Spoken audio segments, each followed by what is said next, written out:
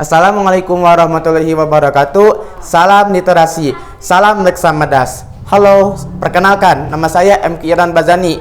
Saya perwakilan dari SMP Negeri 4 Soreang. Tantangan di bulan Januari ini adalah mereview sebuah buku. Nah, di sini saya akan mereview sebuah buku yang berjudul Salman Al-Farisi Pencari Kebenaran.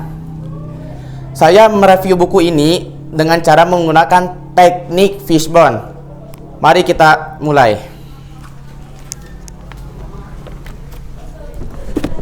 Yang pertama yaitu ekor. Ekor di sini merupakan identitas sebuah buku.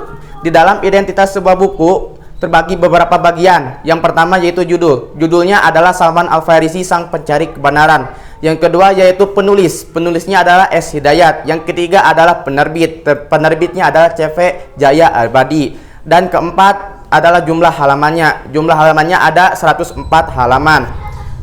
Setelah mengidentifikasi tentang identitas sebuah buku, berikut ada beberapa unsur. Unsur yang pertama yaitu unsur Wu. Unsur Wu di sini menjelaskan siapa saja tokoh yang bersangkutan di dalam buku itu. Yang pertama adalah Salman. Terus orang tua Salman, seorang pendeta, labuda, temannya ayah Salman, para kafilah, penjaga kebun, orang Yahudi, Rasulullah SAW, sahabat Rasulullah, Abu Sufyan, Bani Quraidah, Bani Ghatfan, Bani Quraisy, Amer, Uyainah, Khalifah Umar, Sa'ad bin Abi Waqqas, istri Salman, dan teman-temannya Salman. Setelah mengidentifikasi unsur yang pertama, berikut ada unsur yang kedua yaitu unsur when. Unsur when di sini menjelaskan kapan kisah itu terjadi. Kisah itu terjadi di zaman banyaknya penganut agama Majusi dan agama Nasrani, dan juga di zaman Rasulullah SAW. Setelah mengidentifikasi unsur yang kedua, berikut ada unsur yang ketiga yaitu unsur where. Unsur where di sini menjelaskan di mana kisah itu diceritakan. Kisah itu diceritakan di negeri Persia dan Jazirah Arab, Saudi Arabia. Setelah mengidentifikasi unsur yang ketiga, berikut ada unsur yang keempat. Unsur keempat ini merupakan menjelaskan tentang kisah apa yang diceritakan dalam buku itu.